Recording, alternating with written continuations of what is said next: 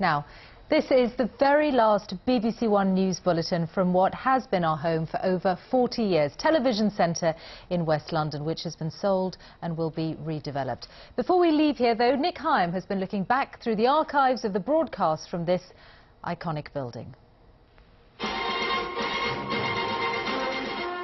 The year was 1969. The Vietnam War was at its height.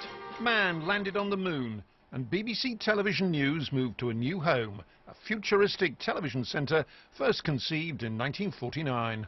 This is BBC Television News. Television news in those days was a macho business and involved an awful lot of smoking. I would have thought there might have been some point in having him explain this.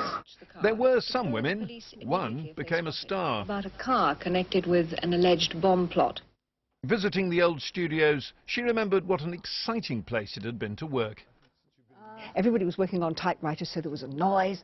There were banks of televisions everywhere where the material was coming in on film from people who were foreign correspondents working abroad. And there was such a buzz about the place. It was, I think, every news man or woman's dream to come and work at Television Centre in television news at that time. From these studios and their successors, the BBC covered history as it happened. After an earlier confrontation down the end, which looked at the time like the kind of civil rights clash we knew from years ago. I'm not allowed to say how many planes joined the raid, but I counted them all out, and I counted them all back. Dawn, and as the sun breaks through the piercing chill of night on the plain outside Coram, it lights up a biblical famine, now in the 20th century. 15 years ago, new high-tech news studios opened at Television Centre. By now, news was broadcasting 24 hours a day.